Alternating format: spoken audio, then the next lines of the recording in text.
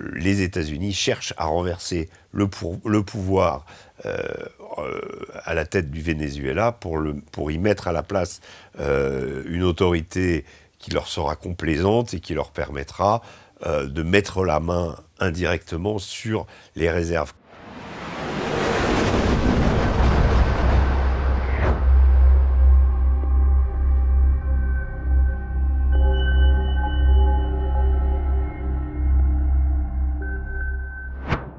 Bonjour Régis. Bonjour Joséphine.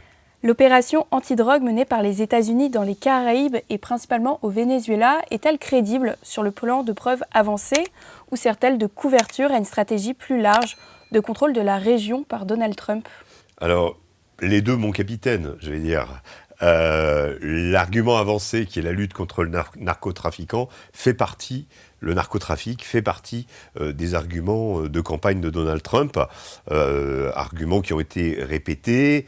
Il a prévenu qu'il allait, en gros, militariser cette lutte contre le narcotrafic et en particulier redéployer des moyens militaires qui autrefois étaient alloués pour combattre le terrorisme, par exemple, ou pour intervenir à l'étranger, dans le cas des narcotrafics et pour éradiquer ce que Donald Trump considère comme un fléau en termes à la fois de revenus pour ces cartels, mais en même temps aussi un fléau sanitaire aux États-Unis avec la véritable crise des opioïdes, la question du fentanyl et le désastre sanitaire que ça peut provoquer dans certaines villes américaines. Donc ça fait partie des mantras de la politique trumpienne. Maintenant, si on suit Donald Trump vraiment jusqu'au bout, pourquoi s'attaquer au Venezuela? Alors maintenant, il tourne aussi ses feux vers la Colombie, mais pourquoi, par exemple, on va dire, ne pas s'attaquer aux gangs mexicains, par exemple? Je dis ça parce que les gangs mexicains sont responsables de la fourniture de plus de la moitié des drogues qui pénètrent sur le marché américain. C'est de l'autre côté de la frontière, il pourrait y mener des opérations militaires.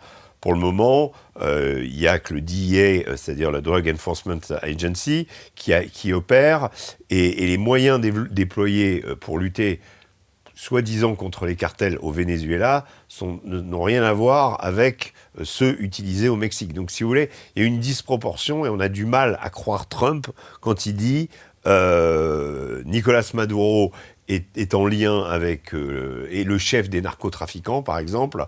Il faut l'éliminer, il faut changer le régime au Venezuela. Tout ça est, à mon sens, extrêmement difficile à défendre. Que Nicolás Maduro ait pu manipuler certains narcotrafics ou utiliser de l'argent, c'est tout à fait possible. Au Venezuela, il y a un gang assez terrifiant qui s'appelle Tren de Aragua, qui est l'un des principaux gangs de narcotrafiquants dans le pays. Mais si vous voulez, le Venezuela, c'est beaucoup plus loin, que je le disais, que le Mexique. Donc pour pénétrer sur le marché américain, oui, il y a des bateaux qui partent du Venezuela, mais en l'occurrence, c'est pas la majeure partie de la drogue qui pénètre sur le marché américain.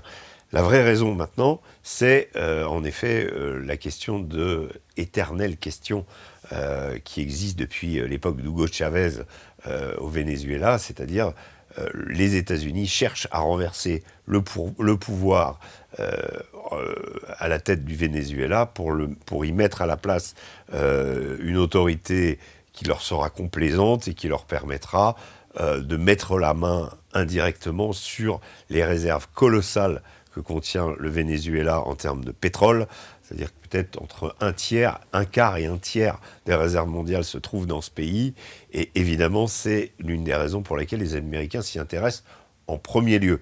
Tout le reste, c'est de l'artifice. Tout le reste, c'est, on va dire, une manière aussi pour les États-Unis de reprendre pied de façon plus concrète en Amérique du Sud.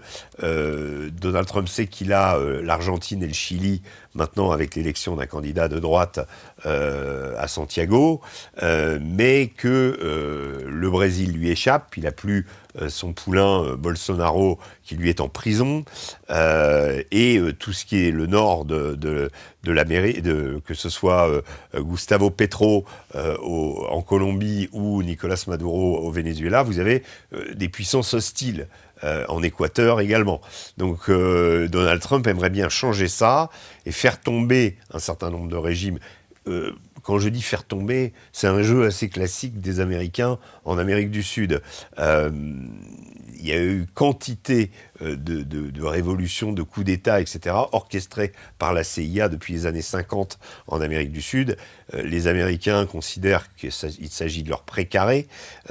Ils suivent aveuglément la doctrine Monroe, et c'est ce que Donald Trump, à nouveau, entend faire, c'est-à-dire, en gros, faire la police à ses frontières et contrôler ou influer la vie des pays en Amérique du Sud au bénéfice des États-Unis. Et on pourrait même ajouter que dans le cadre de cette doctrine Monroe, la fameuse question du Groenland pourrait y être liée, puisque Donald Trump vient de nommer le gouverneur de Louisiane comme envoyé spécial au Groenland. Donc on sent bien qu'il y a à nouveau aussi une volonté d'annexion de ce territoire qui appartient au Danemark, tout simplement pour consolider cette Amérique dont, on va dire, sous influence américaine, sous influence des États-Unis. Voilà. Mais donc, jusqu'où les États-Unis peuvent-ils aller sans déclencher une escalade majeure ? Alors là, c'est le problème, c'est là où ça se corse pour Donald Trump. C'est-à-dire que les bateaux sont prépositionnés, le blocus des eaux territoriales vénézuéliennes est effectif. Ça complique le Venezuela pour l'écoulement de son pétrole. 2 supertankers ont été appréhendés par les forces spéciales américaines, donc ont été saisis. Un certain nombre d'embarcations ont été détruites aussi par le Pentagone. Donc la crise est là, mais il n'y a toujours pas d'intervention militaire au sol pour chasser Maduro. Alors, il y a une certaine hésitation de la part de Donald Trump, non pas que techniquement ça soit difficile à réaliser, la force étant évidemment du côté des États-Unis. Il y aura peut-être de la résistance aussi, parce que Maduro a ses partisans au Venezuela, et que les Vénézuéliens ne sont pas non plus tous très enthousiastes à l'idée de changer de régime pour un régime au profil des États-Unis. Ça aussi, il y a tous ces paramètres à prendre en compte. Mais la raison principale, c'est vis-à-vis de sa base aux États-Unis, vis-à-vis des Make America Great Again, qui ont élu Donald Trump majoritairement sur une promesse de non-entrée en guerre, promesse que Donald Trump avait su tenir pendant son premier mandat, entre 2016 et 2020, et que là, il transgresserait en intervenant au sol au Venezuela. Donc Donald Trump essaye tous les moyens coercitifs possibles et imaginables, même prenant en contact avec d'autres pays pour potentiellement accueillir Nicolás Maduro, etc. Pour le moment, Maduro et son équipe tiennent. Donald Trump annonce une possible intervention, mais on sent bien que l'hésitation est là, parce qu'encore une fois, il s'agit de la crédibilité de Donald Trump vis-à-vis de son attitude par rapport à la guerre. Il en est parfaitement conscient, il veut apparaître comme le président de la paix. Il a recherché la paix à Gaza, il la recherche actuellement très difficilement en Ukraine. C'est pas pour que lui commence une guerre, et en gros, il est clair que le prix Nobel de la paix, il le veut l'année prochaine, et donc s'il déclenche une guerre au Venezuela, là encore une fois, il ne sera plus le président pacifiste qu'on nous avait vendu. Régis, le Venezuela apparaît bien seul. Pourquoi aucune autre puissance le défend actuellement ? Alors, c'est pas tout à fait vrai. Il y a des puissances qui se sont manifestées pour défendre le Venezuela. Je pense en particulier à la Chine, la Russie également. Vladimir Poutine a apporté son soutien à Nicolás Maduro. On peut dire que les Russes ont envoyé quelques formateurs militaires sur place, mais en fait, c'est pas la grosse artillerie. On sent que c'est un soutien à minima. Vous avez également Lula, le président brésilien, qui a proposé de servir d'intermédiaire entre Maduro et Trump, donc de négocier au milieu. Et donc, je vous disais, la Chine et la Russie. Alors, en même temps, pourquoi ils ne le font pas plus massivement ? Je pense que Poutine n'a aucune envie aujourd'hui de s'interposer face à Trump. Il a Trump en partie dans la poche sur le dossier ukrainien. Il arrive à prolonger sa guerre, on va dire, et à remplir ses objectifs, ou en tout cas espérer les remplir avec l'accord tacite de Trump. Donc il ne va pas chercher à l'antagoniser sur un autre dossier. Et ça explique pourquoi, si Maduro doit être sacrifié, il le sera, à mon avis, comme Bachar el-Assad l'a été également en Syrie. C'est pas le même contexte, mais la stabilité de la Syrie pour les Russes aujourd'hui a moins d'importance qu'à une époque où c'était vraiment le fer de lance de leur retour sur la scène internationale. Les Russes aujourd'hui ont lâché Bachar à partir du moment où ils ont eu en gros des garanties qu'ils pourraient garder leur base militaire sur la côte méditerranéenne, le seul port en eau chaude qu'ils contrôlent, c'est-à-dire la base de Tartous et de Khmeimim, base aérienne. Pour ce qui est de Maduro, bon, c'est loin. Il y a du pétrole, il y a des échanges pétroliers entre les Russes et les Vénézuéliens. L'Iran aussi soutient le Venezuela pour des raisons aussi d'échanges, en particulier au niveau des hydrocarbures. Donc, et puis, on le sait, le Hezbollah aussi, les Libanais avaient été implantés et avait un rôle dans le narcotrafic également pour se financer à une certaine époque en Amérique du Sud et en particulier au Venezuela. Donc il y a des gens, il y a des groupes qui le soutiennent, mais on va dire la Russie et la Chine considèrent que cette Amérique du Sud fait partie de la sphère d'influence des Russes, des Américains, pardon, et qu'aujourd'hui, étant dans un monde multipolaire, avec 3 blocs en gros, les Européens cherchant encore leur boussole et ayant du mal un petit peu à se situer dans ce nouveau monde, mais pour les Russes, c'est très clair, ça fait partie du précaré américain. À partir du moment où les Américains les aident sur l'Ukraine, on ne voit pas pourquoi les Russes interviendraient en Amérique du Sud. Ça change beaucoup la nouvelle donne et l'arrivée au pouvoir de Donald Trump et les relations qu'il entretient aussi bien avec Vladimir Poutine qu'avec Xi Jinping font que aujourd'hui, on pourra dire le Venezuela apparaît comme isolé et plus fragile qu'il n'aurait été à d'autres époques.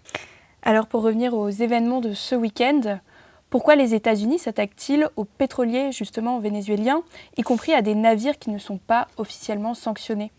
Oui, ça c'est intéressant, parce que ces navires sont suspectés de transporter le pétrole vénézuélien. C'est là où c'est la cargaison qui les intéresse. Vous savez, dans le droit maritime est tellement flou qu'on peut avoir un capitaine chinois, un équipage philippin, un pavillon de complaisance du Bénin et vous transportez du pétrole vénézuélien. Pour vous montrer un petit peu la complexité de ce droit qui fait que d'ailleurs la Russie en profite depuis le début de la guerre en Ukraine pour contourner les sanctions en utilisant ce flou existant dans le droit maritime pour écouler son pétrole sur à peu près tout type de tanker actuellement disponible. Et c'est extrêmement difficile on va dire pour les autorités, pour les Ukrainiens par exemple, qui cherchent à viser ces approvisionnements russes, en pétrole russe, qui permet à la Russie de contourner les sanctions.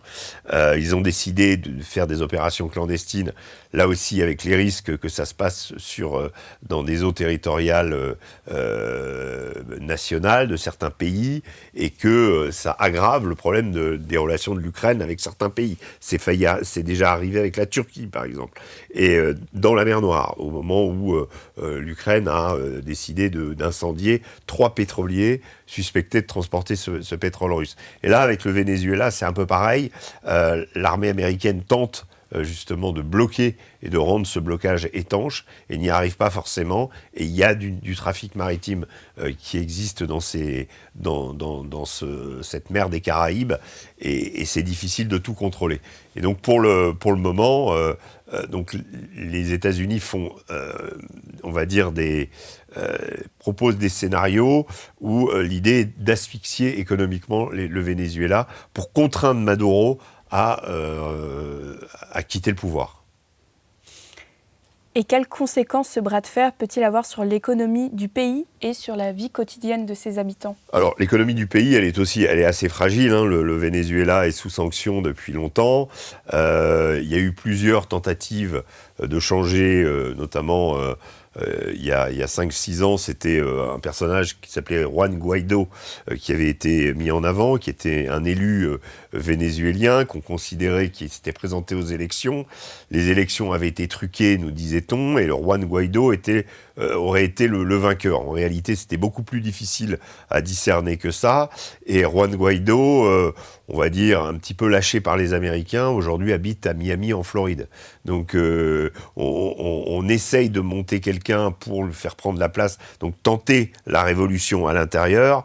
Visiblement, ça a des difficultés à fonctionner, mais ça ne va pas dans le sens d'une amélioration du pouvoir d'achat de la population, puisque tout ça provoque extrêmement de nombreuses contraintes sur cette population, et dont les cas de misère et de pauvreté s'accumulent. Mais dans le même temps, toute la population vénézuélienne n'est pas dans cette situation-là, et surtout toute la population vénézuélienne on n'est pas dans un scénario à la Corée du Nord, si vous voulez. Vous n'avez pas un dictateur avec Maduro, quelqu'un d'autoritaire, il a ses milices à la solde, mais il y a de la répression, mais si vous voulez, toute la population vénézuélienne n'est pas enfermée, et une partie de la population vénézuélienne est avec le pouvoir. Donc là aussi, attention à ce qu'on projette sur les pays. En tout cas, oui, un blocus sur le pétrole provoquerait à nouveau une paupérisation du pays, puisque c'est la principale ressource. Après le Venezuela, Donald Trump menace la Colombie. Oui. Est-ce pour les mêmes raisons ? Pouvez-vous nous expliquer ? Alors, c'est pas tout à fait... C'est évidemment des raisons liées au trafic de drogue. Gustavo Petro, dont je parlais tout à l'heure, est aussi un homme de gauche qui s'était opposé à Donald Trump. On l'a un petit peu oublié au moment des premiers retours d'immigrés clandestins. Trois avions étaient partis vers Bogota, en Colombie, vers la capitale, et Gustavo Petro avait refusé d'accueillir les clandestins colombiens, et donc qui avaient été renvoyés aux États-Unis. Trump s'était fâché, il avait fini par accepter devant les pressions américaines. Donc déjà, partie de bras de fer illégal et perdu par le président colombien contre Trump, mais il y a déjà un terreau d'hostilité entre Trump et les autorités colombiennes. Et puis les autorités colombiennes, elles comportent sur leur territoire un groupe armé révolutionnaire qui s'appelle l'Armée de Libération Nationale, qui, elle, est liée au narcotrafic. Et là, on est on va dire, on donne le prétexte idéal à Trump pour intervenir, c'est-à-dire à nouveau faire la chasse aux gangs, faire la chasse aux cartels. Et on sait que depuis les temps illustres de Pablo Escobar, la Colombie est quand même le théâtre, un des principaux producteurs de cocaïne en Amérique du Sud, et c'est un énorme pays en termes, si on veut lutter contre la cocaïne, si on veut lutter contre les narcotrafics, évidemment, la cocaïne ne peut absolument pas être ignorée, comme le Venezuela, mais peut-être encore davantage. Donc là, ça, on va dire, on assiste peut-être à un élargissement de cette politique de Trump qui entend bien commencer par éliminer bientôt aussi les têtes de cartels en utilisant des moyens, je vous dis, similaires à ceux qui ont été utilisés pour venir à bout de Ben Laden, de Baghdadi et des principaux chefs de Daesh. Sauf que là, c'est les leaders des cartels qui seraient visés. Et ça fait partie de la politique de Donald Trump d'éradication du trafic de drogue. Merci beaucoup Régis pour vos réponses. Merci Joséphine.